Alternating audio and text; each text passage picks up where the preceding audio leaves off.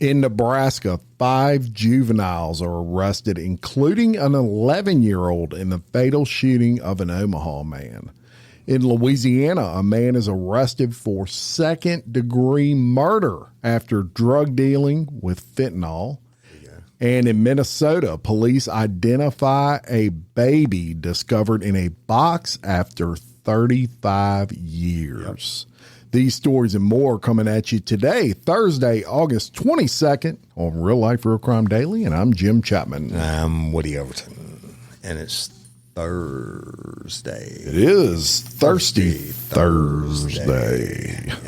Yep. And, I always say when I used to travel all the time for this one company I was working for, I would always stay at Embassy Suites. Especially when I had to interview people, and like I'm doing in Atlanta this week. Yep, always nice. You know why? Embassy Suites. Embassy Suites every evening at 5 puts out snacks and gives you free beer. So you can, listen. It's one way to get Woody to stay there. Free beer. I'll go down there and give me a plate full of snacks. Take it up to the room, and I'll go back down and give me another plate. Take it to the room. That's my supper for the night. Yeah, and I get a beer each time. But anyway, Hamptons do free breakfast. You know, at every Hampton that I'm aware of. Most places before COVID, they used to really do a good free breakfast, and after that, it's all shit you just got to like heat and eat. Yeah, whatever. Fake eggs, right? So I take all their hot sauce packets too. Yeah, put them in my pocket. Not all of them. Enough to get you by. Enough to get me by. I get you. All right, let's get out some true crime time for Thursday. All right, and we're going to start off in Omaha, Nebraska. Omaha. Yeah, and we're going to. That's right. And several teenagers will reportedly be charged as adults for their involvement in the killing of a 64-year-old Uber driver who was fatally shot during a carjacking when he got home from work. On Tuesday, August 13th, just before midnight, Omaha Police Department officers received a call about a shooting. Officers and paramedics arrived at the address and transported the victim, Mursal Jama, to the hospital where he died from his injuries.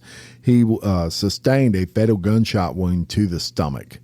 On August 14th, around 1:15 a.m., Omaha police learned law enforcement agencies located Jama's vehicle, which they said was taken during the shooting, and engaged in a pursuit. The car crashed and 4 people fled from that vehicle. Nebraska State Patrol apprehended one of the suspects. The other 3 got away. At 3:56 a.m. that same evening, a resident called the Omaha Police Department and said 3 juveniles were asking to come into their house. They fled as police showed up, but were soon captured and brought to the Douglas County Youth Center. Omaha police, get ready for this, y'all. Omaha police announced all 4 suspects, ages 13, 14, 11, and 17, were detained for criminal homicide. 2 counts of robbery and 3 counts of use of a weapon to commit a felony. The 13-year-old also has a warrant for an unlawful absence, and the 17-year-old is being charged with possession of a gun by a juvenile. In an update, police said they took a 16-year-old into custody on charges of criminal homicide, 2 counts of robbery, 3 counts of use of a weapon, and some other charges. Officials reportedly believe the suspects were involved in the burglary of a gum shop and another carjacking earlier in the month. The 17 and 14-year-olds will be charged as adults, but the 13 and 11-year-old will not be due to their age. A judge ordered the 17 and 14-year-old to be held without bond. What the hell is going on when you got 11-year-olds involved in murder? Yeah. Well, the 11-year-old and 13-year-old to get juvie life, which will be 21. And when they turn 18, they'll transfer them out of the juvie place to a big boy prison. So, but that bring that deed back. And you're not very smart when you're robbing an Uber driver because it's all done on the fucking phone. Yeah, it's all tracked. What are you going to get? Usually, you got the guy's fucking lunch money. And usually these people that are Uber drivers, most times I would say, Vast majority of the time, they have cameras inside their vehicles. Yeah, so they've got dash cams, Yeah. just like police have. Yeah. But they're facing inside the vehicle. It's crazy. I'm going to say something real quick. In the beginning, you talked about the paramedics responding. I want to give a shout out, and I should have done this for Tuesday's show. Acadian Ambulance and first responders, like the volunteer firemen and stuff. Mm-hmm. So I'm going to say it without giving it away. The last week, I was probably 30 or 40 minutes away from my property with a family member, and another family member called and said they had fell and had an accident there. So I had to call 911 and get Acadian and go up there, et cetera, and go up there. And you know what? It's the same Acadian people and the same volunteer firemen that respond every time one of my family member falls or hurts themselves. And they're lifers. Y'all know who you are. I love you. But so when we get there, the one family member checks out, they leave, and within 20 minutes, another family member falls. And I had to call 911 again. And then, of course, the same ones came back out. And y'all know who you are. I've seen you way too much over the last 4 or 5 years, but I love you. Thank you for what you do every day. And thank you for being so kind and patient and just being awesome people. So, Yeah. all right, so let's go to Minnesota. What were you doing in 1989? You probably weren't even out of high school yet. Yeah, well, I was a freshman in high school. In high school at that point. No, I said out of high school. Oh no, I wasn't out of high school. I was in the Army. 1989, I was a freshman. Yeah, I was Fresh meat. There you go. There you go. Fresh meat. I bet you were all slick. Oh yeah, man. Boy, you were too cool for Hell school. yes, cuffing my bottom of my pants and wearing tree torns. And, yeah, you go. I remember cuffing the bottom of the pants. yeah, Right? Z Cavarici. Yeah, I wore Jabos. Yeah. Jabos, yeah. You know what? I can't believe this. It's been that long, y'all. But a dead baby girl discovered in a box on the side of the road in Minnesota 35 years ago has now been identified.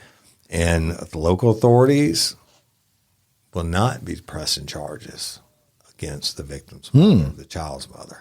But on Thursday, August 15th, the Sherburne County Sheriff's Office announced that the case of the baby found on April 23rd, 1989, I can't believe it's been 35 years, has been closed. And according to the AP, the baby girl was found by a passerby on the side of the road in Santiago Township, and the case has been left unsolved for over 3 decades. However, the Sherburne County investigators revisited the case last year with the help of the Minnesota Bureau of Criminal Apprehension and the FBI, with a breakthrough in the case leading them to identifying the child's mom. I guess that DNA stuff, huh?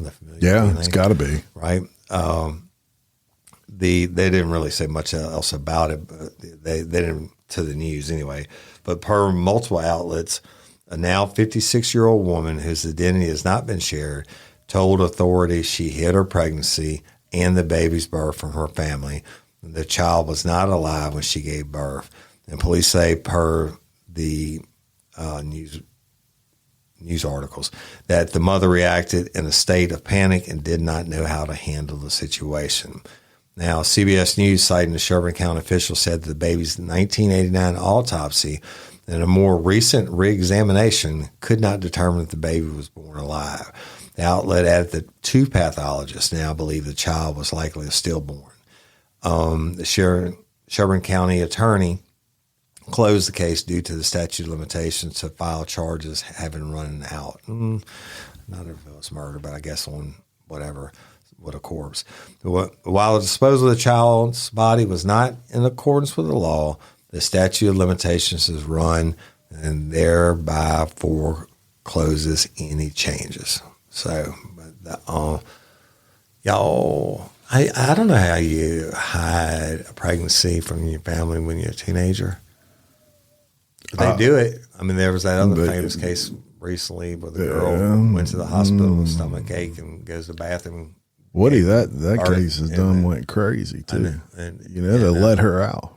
There is no case, bro. Because Bayou Brandy, I remember she was covering the big time. I can't remember the girl's name, but she was covering. I hadn't looked on her TikTok in a while, but she was going to go to the trial.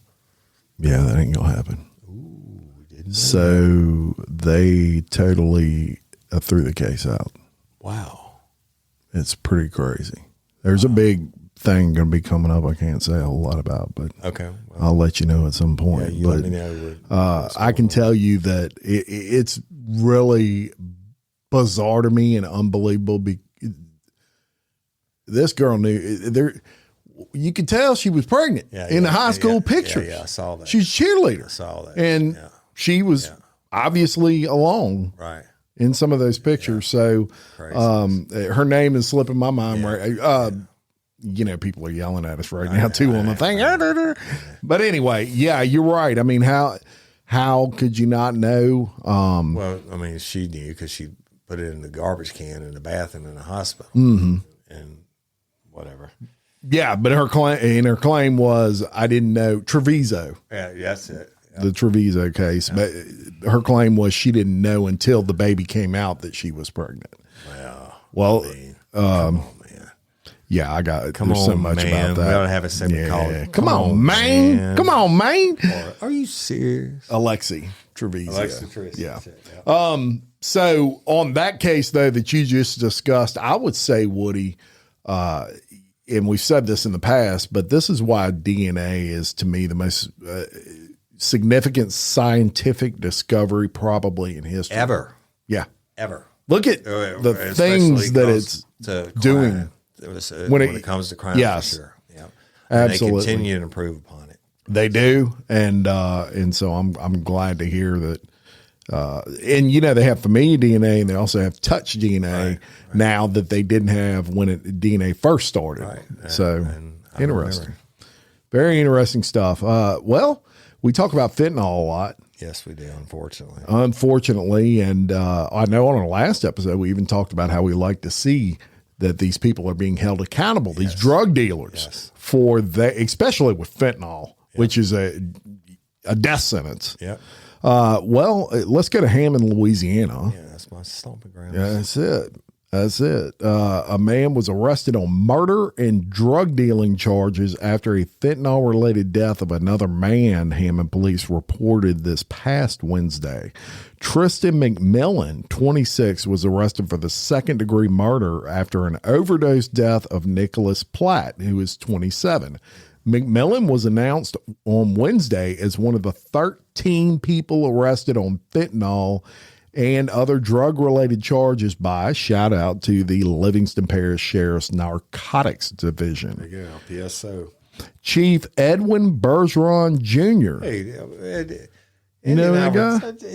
He and I came up together. We even went on a cruise together. Come on. Well, he must be the Hammond Police Chief now. He is the chief now, yeah. Okay. Well, he said that Platt's murder, which began to be investigated in April, is expected to be tried by District Attorney Scott Perlew.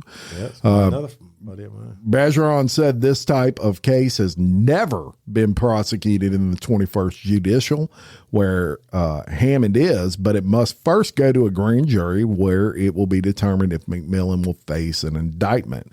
Bergeron said that after a narcotics test, it was determined that Platt was killed by fentanyl overdose. McMillan is the prime suspect in selling Platt the fentanyl that led to his death. And get this, the fentanyl overdose response team, they actually have a team now. Wow. For that, was created to investigate these cases more effectively and take fentanyl off the street, Bergeron said. Drug Enforcement Administration Special Agent Paul Seal said when working with the Hammond's fentanyl overdose response team, they have seized 8 pounds of fentanyl since the team's creation in January. Wow. Now, that last 6 to 8 months, we seized 8 pounds of fentanyl. Wow. 8 pounds of fentanyl equates to 355,000 deadly doses. That is insane. If you take St. Tammany Parish and you take Tangipahoa Parish and take the population and put them together, that's enough fentanyl to pretty much have a deadly dose for every citizen in the two parishes. Wow. And that's just 8 pounds, Woody Overton. Bergeron expressed how fentanyl arrests differ from their typical drug arrest. It's not like a normal crime scene. We're going after the drug dealers. We're going after people that are selling the fentanyl, that are poisoning members of the community. Representatives from Tangi's Sheriff's Office, Homeland Security Investigations, and LPSO were also present at the news conference, echoing Bergeron and Seal's commitment to ending the ongoing fentanyl crisis. Platt said at the news conference he hopes his son's tragic death could help lead to more fentanyl-related arrests and spare other families the heartbreak of losing a child or a loved one. Absolutely. Now, that's what should be happening. In my opinion. And they're going to have to. And we are very lucky in the 21st Judicial that we have very proactive law enforcement and sheriffs and 100% and chiefs of police. And judges and prosecutors and all of that. They had to find the funding for that. That's not free. That means you're taking officers off the street or out of detective divisions that were previously working other stuff. So you got to hire someone to replace them. Yeah, but they're getting it done, and hopefully they're getting some federal grant money or something. Hopefully, and there's just last year. That's one tax I don't complain about paying is for my police departments, my fire departments. I support those guys, and I'll say it again. Whatever they need, they need. Just last year, about this time, 23-year-old boy with his master's degree from LSU, smartest dude I ever met probably, and I remember hanging out at the country place bar and drinking. He didn't hunt; everybody else was hunting. And then a couple weeks later, he was dead. Took his Xanax. It was fentanyl. Killed him. And man, they need to get rid of this. This is a pandemic now. Yep. Let's talk about something else that's big time right now. And I know you kind of big time on TikTok, Jim Chapman. Oh shit! You like your little TikTok. I like looking at it. Yeah, you know what? I would like looking at it more. And I'm gonna tell you what my one complaint is. The only reason I don't look at it more and I don't search videos and shit is because every time you click on the app, the motherfucker screams at you. As soon as something pops up and it's loud as fuck and somebody's doing whatever, I'm like, and they say, it does do that. Yeah. And then I told you I got some motherfucker cloned me on TikTok. Yeah, what? Oh, I've seen that before. And I was like, what the fuck? Yeah. Man, got 27,000 followers and I got close to 20, but I sent him a cease and desist. And what did he say? Nothing. So I'll tell you, go fuck yourself, zombie boy. All right, zombie boy. So he stole my emblem. I've seen that before. I was like, I didn't know I had two TikToks. And it goes, but it don't look as good as you. It looks the same one. Oh, it's is my it? red and white fingerprint. We have the black and red. But he took the real life real crime out. And no, he named it real life real crime. Oh, I hadn't seen that. He's got a real life real crime TikTok. Okay, fuck him. Now, obviously it's not me. But let's go to TikTok. All right. Holy shit! Listen to this one. A young mother of 3 was fatally shot by her ex-boyfriend in Indiana while filming a TikTok video. Now, the New Albany police found Caitlin Lee, 25, with a fatal gunshot wound after reporting to her apartment early in the morning on August the 10th for a shot fire report. Authorities told the local outlet Wave that Lee was at an apartment with her friend when she was shot and killed. Now, Lee's friend told police they were making a TikTok video in the kitchen when they heard a banging at the window. The friend told police that she heard Lee ask, "What are you doing here?" just before she was shot 2 to 3 times. She told the police that right before her friend was shot, she saw Lee's ex-boyfriend, Joshua Thompson, 25, standing outside the window alone, aiming the gun at Lee. Friend also told police that Thompson and Lee have a toxic relationship and are always at odds with each other. Now, Pamela Greenwell, Lee's aunt, described how her niece had even moved 3 times in the last 4 months because of Thompson. In April of this year, she called me and he had beat her really bad, Greenwell told Wave. And I went and picked her up, and she was blue and black, like all over. He was arrested and brought down here to the county jail. They issued an EPO, which I guess y'all is temporary, a TRO here, to protect Kaylin, and it didn't protect her. It didn't protect her. And I always say that piece of paper ain't bulletproof. But Thompson reportedly ran away from the scene and called his brother crying. Thompson's brother told police that while he was on the phone, he admitted to shooting Lee in the head and killing her. Thompson called 911 and told police that he had shot the mother of his child and that he would turn himself in, and he did. And despite a no-contact order, Thompson told police he wanted to see if Lee was with any men inside the apartment. Now, detectives reviewed the TikTok video that showed Lee and the other woman laughing, dancing, and singing before they stopped and turned away from the camera, looking back towards the kitchen window where Thompson was. And a blast over by the window is seen, and the video shuts off abruptly. Wow. Isn't that crazy? Yeah, it reminds me of another case. It's just they go on to talk about how awesome this girl was and everything else, and now the babies don't have to go through this and all that. 3 beautiful babies now have to grow up without a mother. TikTok. Well, you remember in the Murdaugh case, the way they knew he was at the kennels was his son was making a video for TikTok, and you can hear Murdaugh in the background saying something to the wife. Right. And that was the only way they could prove he was at those kennels. It was actually the evidence that convicted him, pretty much. Yeah, well, pretty interesting, huh? It is interesting, actually. So another case where you just never know when somebody's making them TikToks, Woody. TikTok.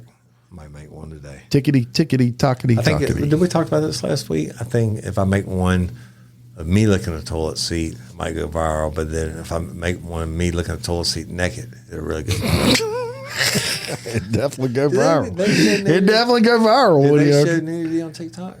No. I love that. They can't on Twitter. On Twitter? From what I hear. Is Twitter not the X now? X, same thing. Okay. Yeah. Hey, y'all. Changing my wardrobe from summer to fall, it's never easy. Luckily, Quince offers timeless and high-quality items I adore, ensuring my wardrobe stays fresh and I don't blow my budget. And there's nothing easier than going to Quince and choosing these high-quality items, like cashmere sweaters from $50, pants for every occasion, washable silk tops, and so much more. The best part? All Quince items are priced 50 to 80% less than similar brands.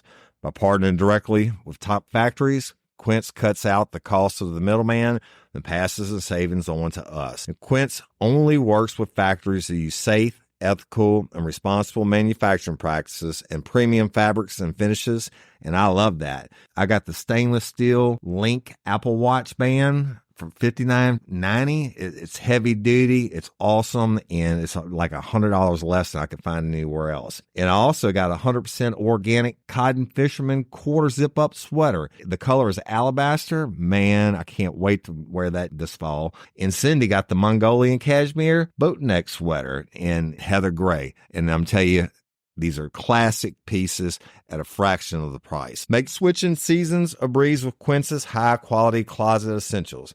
Go to quince.com/RLRC for free shipping on your order and 365-day returns.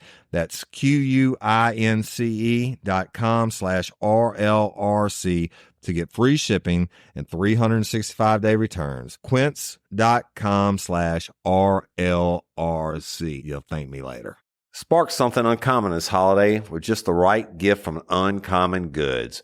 The busy holiday season is here, and Uncommon Goods makes it less stressful with incredible hand-picked gifts for everyone on your list, all in one spot.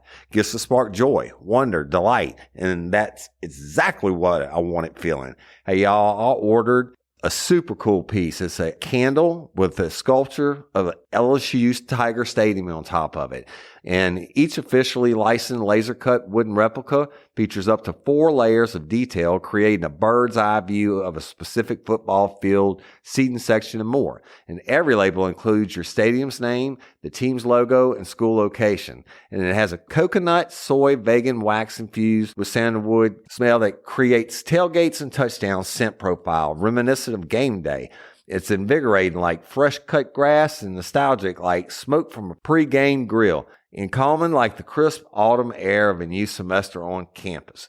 Y'all, I love it. I have it at the base of my TV, and I'm ready to watch the Tigers play on Saturday night, right?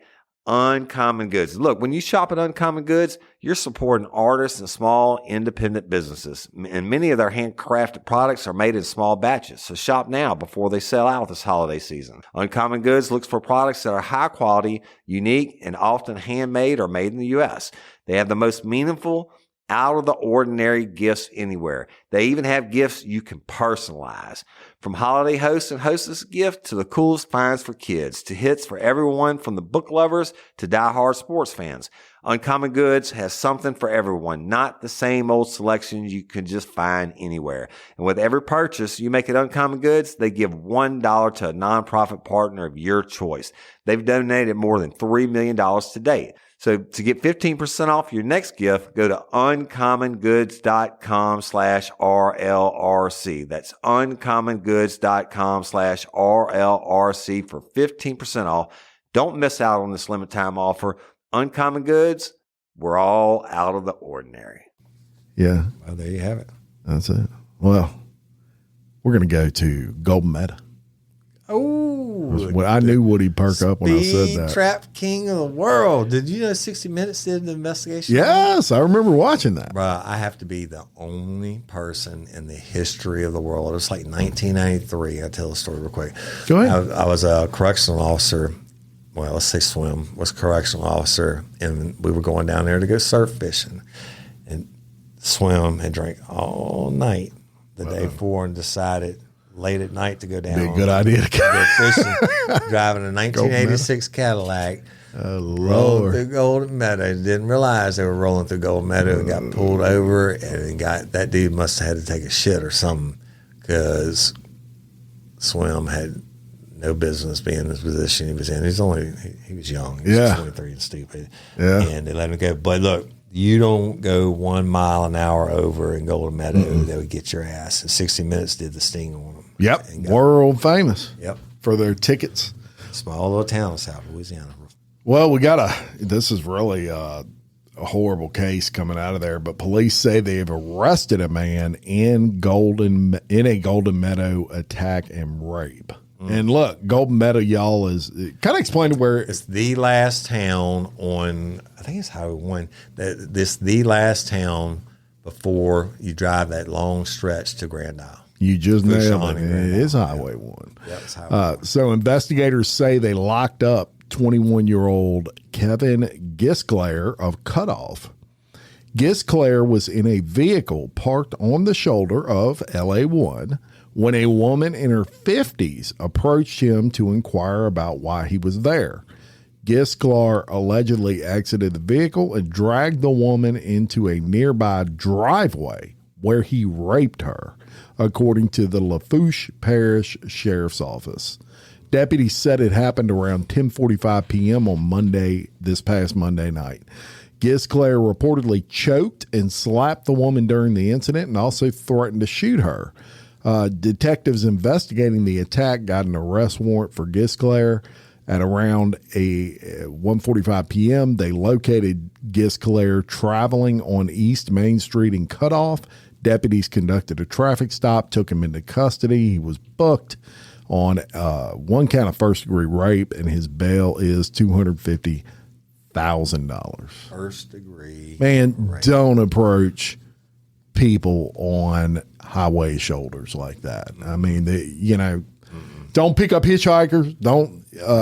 I mean, this ain't the 70s where you can get I mean, this is most people, not all, but most people may have bad intentions. I tell you what, every time I see somebody when I was in uniform patrol walking down the side of the road, not say in the city, I'm talking about like more rural areas like that. Yeah.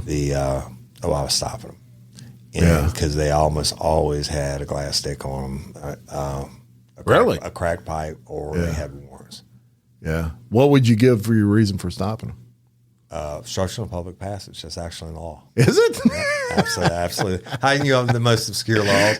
You know what? My number one reason for stopping people on traffic stops? What?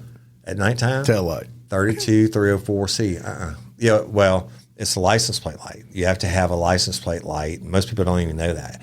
Most people's license plate lights are out. Yeah. So the license plate light's out, you get pulled over. If you're in a drug area or whatever. Now, why'd you stop me?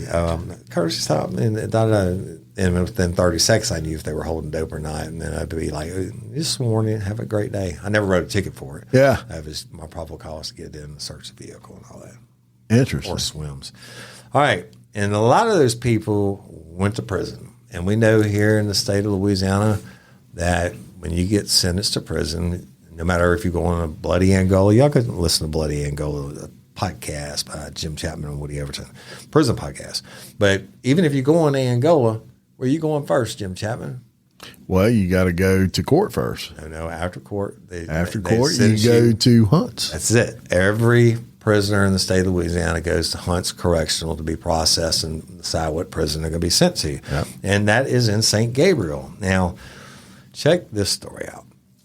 A Department of Corrections employee is choosing to remain anonymous, but blowing the whistle on what they claim are relaxed drug policies at Elaine Hunt Correctional.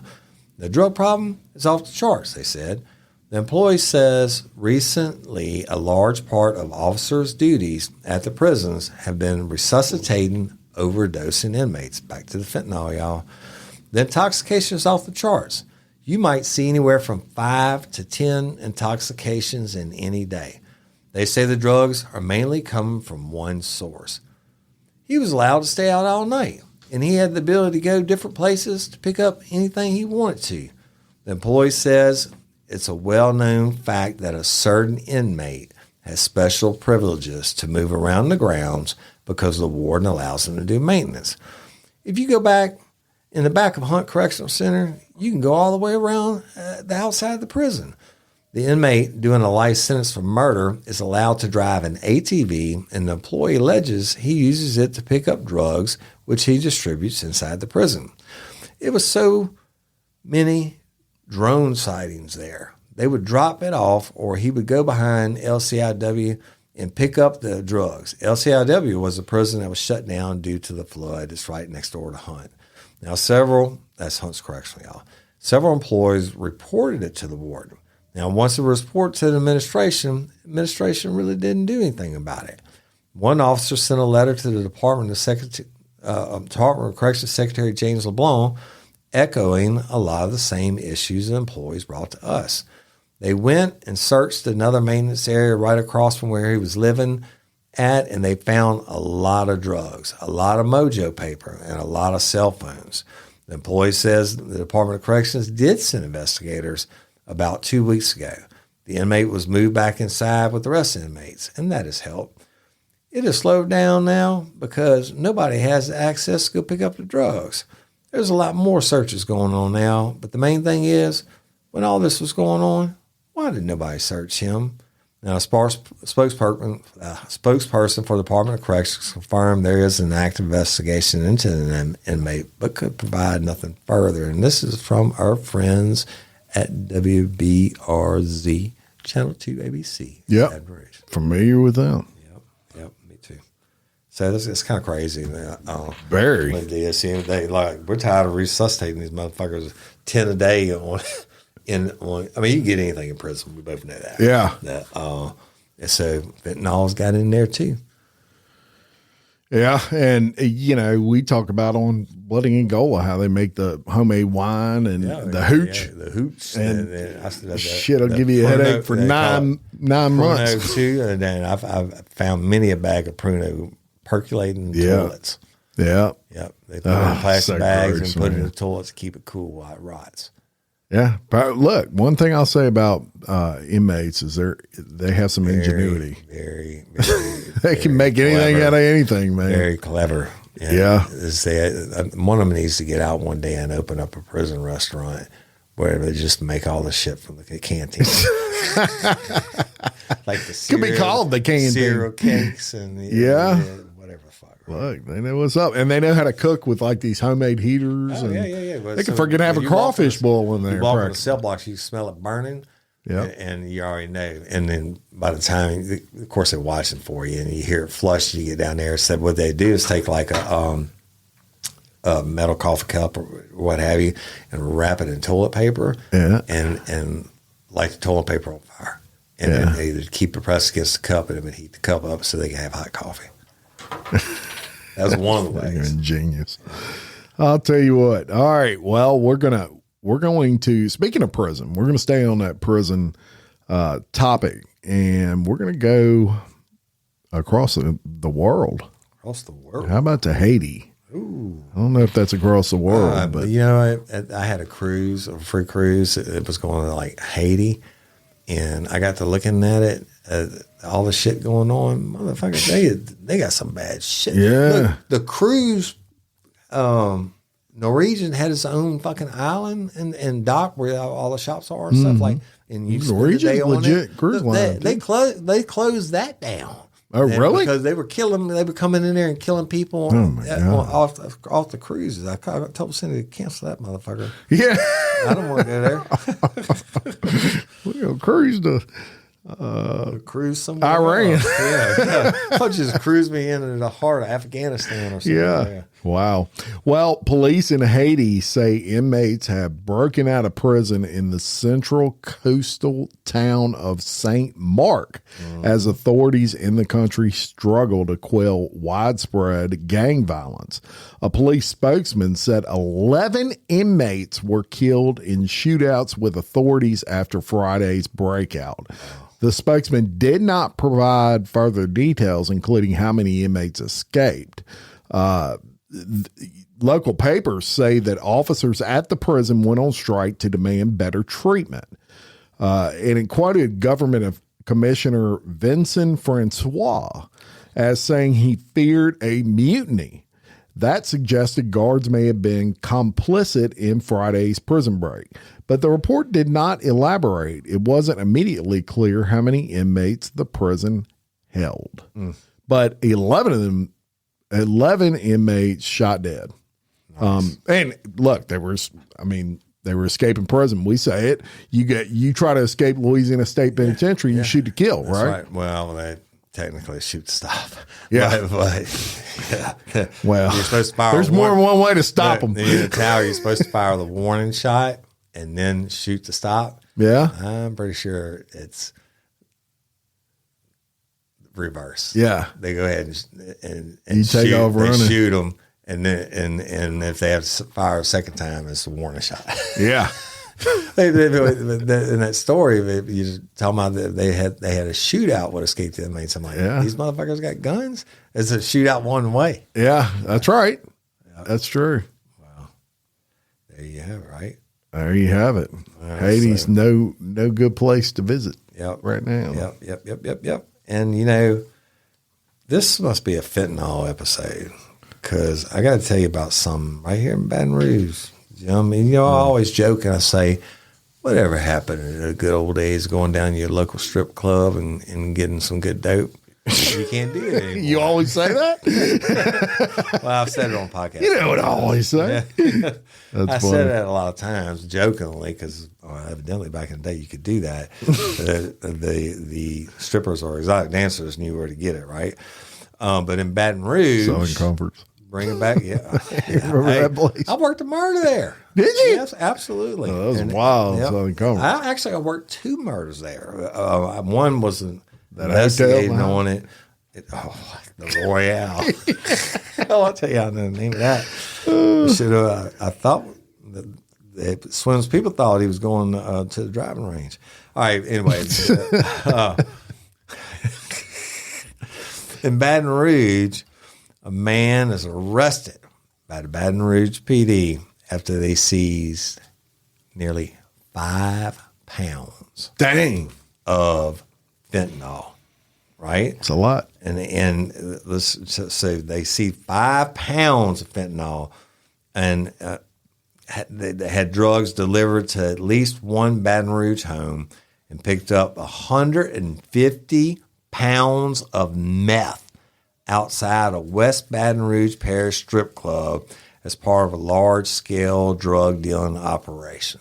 Bro, that's going to make a dent. Right? I mean, somebody's got to pay for that. Yeah.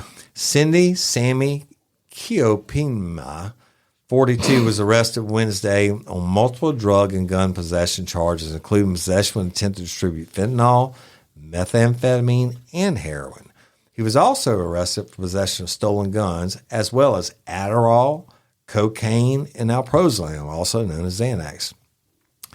He told police that he obtained the meth early Sunday morning from an 18-wheeler at the Crazy Horse Cabaret in Port Allen.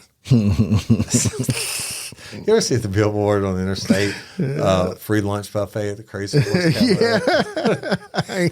Who's eating lunch there? Right? Jesus. Police also tracked a kilo of fentanyl sent to Keedy Avenue home, and arrest records then say the package was delivered and brought inside by 3 men, including this Kiopima, who left shortly after. Police then raided the house and seized the fentanyl package as well as a large amount of other drugs and guns. Now, police also raided 2 other addresses, including the home where Kiopima lived on Adams Avenue.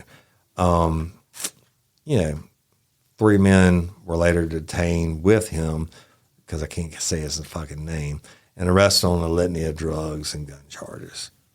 Crazy Horse Cabaret. You ever see the now check this out. I'm gonna go out on a limb here real quick. We have a lifer, and I'm not gonna say her name, but she's been in the live shows and everything else, and she made the world news this weekend. You know what? She used to be a dancer at like the Crazy Horse. What's her name? That's for real. She used to be a dancer, like She made the world news. Listen, she made the world news. I'm gonna tell you why. I'm ready. It's another thing we often talk about. She put up a billboard in New Orleans. Oh, about yes. Her OnlyFans. OnlyFans. Yeah. Her OnlyFans account. So I guess I can go ahead and say her name. She would mind a free plug. She don't care. She got her real name is Megan. I probably should say her real name, but it doesn't matter. I don't know what her stage name or her OnlyFans, because I can't get in that motherfucker. OnlyFans still to this day. But she made the world news. She put it up, and she was like, "There's no nudity. There's nothing provocative." You see some of these titty bar web things, like the Crazy Horse, and they're all. Yeah. And this one didn't like that. She's got her face on it and says, "My OnlyFans account." Yeah. She said she's making 200 times. Because of the one billboard. Yeah. 200 times what she was making as a dancer. I don't surprise me. Yeah. And she got a manager. That don't surprise me. Yeah. Some people call it a pimp. People call it a pimp. Not hers. PIMP. I mean, she's not doing sex work. Well, maybe it's sex work on video. I don't know. Right. Well, she has an OnlyFans. She's making her a ton of money. Hey, man. Hey, you got to work. You got to work. You know, down there. It's legal. As long as it's legal, I'm for it. She ain't selling bad drugs at the Crazy Horse. All right. Hey, y'all, let me tell you about Gobble. All Gobble meal kits are pre-prepped. That means less work for you and less waste in your kitchen. Their meal kits include everything you need so you can save time at the store or just skip that trip entirely. I got the box in and I had 3 different meals. I had a Kung Pao chicken, crispy fish tacos, and a beef bourguignon, however you say it. But let me tell you about the classic beef bourguignon. Look, it came with beef pot roast and a beef broth concentrate, red wine demi-glace, cremini mushrooms, cipollone onions, mashed potatoes, baby carrots, and rosemary thyme butter. It was so easy to make. Literally like 15 minutes it took Cindy. And let me tell you something. All the dishes were fire, but this thing was like a taste explosion in my mouth. It's just unreal. We got to spend more time together and more time doing the things we love because everything came in this one single box. right to my door. So see what a difference God will make for your household. Right now, they're offering my listeners a fantastic limited time deal. You get $120 off across 4 boxes, plus free shipping and free cookies. And let me tell you, those cookies, I ate one that was sin baked and it was delicious. Go to gobble.com/real life. That's GOBBLE.com/real life for $120 off your first 4 boxes. This offer is not available on the home site, so don't miss out. This is genius. It's taste explosions in your mouth like you never had. Hey, ladies, are you feeling overwhelmed by hormonal changes? Well, you're definitely not alone. There are more than 1,000 hormone disruptors living in our environment right now. It's in your food, your water, the air you breathe, the clothes you wear, your skincare products. They all mess with your hormones. Then there's the natural hormone changes your body goes through, premenopause, menopause. And while it's a natural process, it doesn't mean you have to suffer through it. The good news is you don't have to suffer through it anymore because now you have Hormone Harmony, a formula made only with herbal ingredients that are shown to reduce hormonal symptoms in women of all ages. Hormone Harmony is not just a hormone support and supplement. It's become a phenomenon. Women can't stop talking about it on social media. A bottle of Hormone Harmony is sold every 24 seconds. And the biggest benefit? Well, my wife says it makes her feel like her own self again.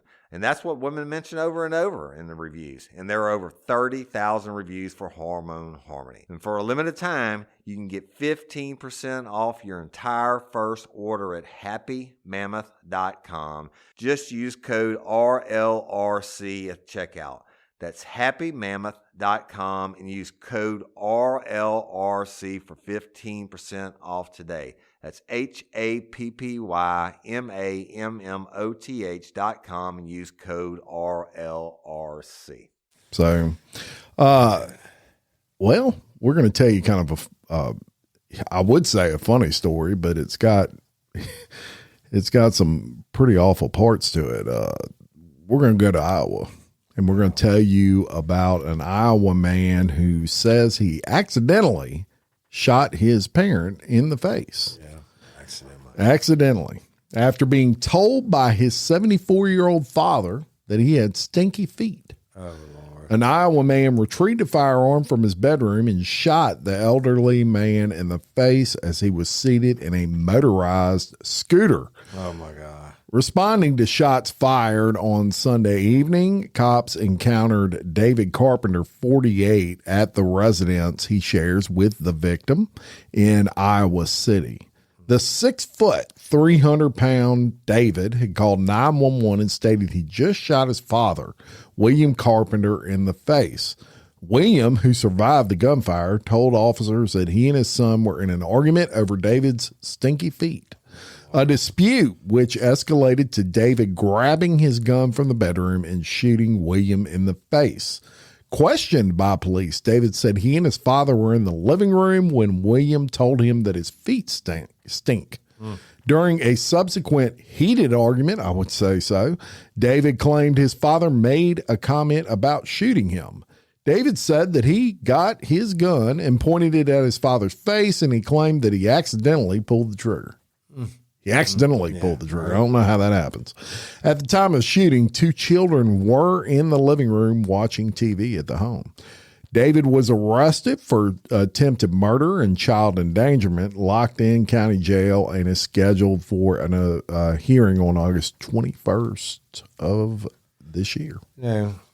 Over stinky feet, man. Stinky feet took a life. Well, he lived, but Well, I know, but I mean, it's still shot. he's got a hole in him. Dude's in a scooter. Motorized scooter. You gonna go up and shoot him in the face over your stinky feet? Maybe you need to wash your feet. How about that, David? Just a foot powder or something. Yeah, man. Learn to take a freaking That must have hint, dude. Must have been pretty bad. Stinky feet, right? Foot powder. Yeah, he needs some cornstarch up in there or something. Right, I gotta have something to get rid of this. So let's go out to L.A. LA. this is kind of a weird story. You tell me what you think about it when I get done. So, a handgun belonging to Christopher Dorner, a former police officer who went on the fatal shooting rampage in 2013, it turned up when investigators searched a Beverly Hills residence in connection to the robbery of a $1 million watch. Now it's kind of a $1 million watch. Yeah. I'm gonna tell you about it. Check this out. The bizarre coincidence took place after two suspects from South America were accused of stealing the Petit Philippe. That's the $1 million watch. You ever seen them? No. Yeah, Lee Michaels has a couple of them in Baton Rouge. But anyway, they stole it from a man dining with his family on the patio of the Beverly Wilshire Hotel on August the 7th. 3 days later, authorities found a gun registered to Dorner while searching an Airbnb where the suspects were thought to have stayed. Now, Dorner, a former Los Angeles cop, went on a murder spree in which 4 people were killed in 2013. He later died in a standoff with police. Well, he didn't die. They killed him, but legally. He later died in a standoff with police in California's San Bernardino Mountains. Now, Colombia national Jaime Mauricio Sepulveda Salazar, what a name, 21, and Jesus Eduardo Pardon Rojas, 19, of Venezuela, were taken into custody on August 10th in connection with the robbery after being stopped in a car. Now, Salazar was booked with 1 count of interference with commerce by robbery and 1 count of possessing a firearm and furtherance of crime of violence. Meanwhile, Rojas has been charged with 1 count of conspiracy to commit Hobbs Act robbery. It's not known how the gun became in the men's possession. We were very surprised to find out about that gun, and we're still investigating how that gun came into these defendants' possession. That's what the assistant U.S. attorney said. The luxury watch hadn't been the first link to the suspects. Their car, a Chevrolet Equinox, was linked to the robbery of a $30,000 Rolex, also in Beverly Hills, before they stole the Petit Philippe accessory. The men are currently in custody and will appear in court to be arraigned next month. That cop killed all those people, and then it was a big manhunt, and they found him up in the mountains, and they had a shootout with him, and they killed him. His weapon was being used by these dudes in South America. Jesus, man. That's 11 years after the fact. Yeah. So to me, I hardly ever wear a watch, and I've been wearing, because I had this Apple thing for 1.5 years now, and I hadn't been wearing it. You're gonna laugh about this. I don't wear. I forget like to charge and shit, so that's why I never wore it. So the other day I put it on for the first time, and at the end of the day, or the next day in the 24-hour period, I was sitting in my chair and it beeped and went off. I looked at it and it said, "Congratulations, you set a new personal record today. You took 126 steps." Are you serious? Holy smokes. She bust out laughing. I said, that must have been me going from here to the ice chest to get a beer. 126 steps an hour? That's funny. But really, I had spent like 5 hours in the studio at the house recording the new Real Life of Crime original, The State versus Peterson, on Scott Peterson's bullshit. But and then the next day, I burnt 256 calories, which is like 300 something steps. Yeah. There you go. You getting up there. Very good. I'm trying to spin his chair now to get some steps. I'm wondering if that counts. Yeah. Well, move your arms up and down. I think you are. Like a chicken. Anyway, that's all I got. All right. Well, until next time, I'm Jim Chapman. I'm Woody Overton, your host of Real Life, Real Crime Daily. Peace.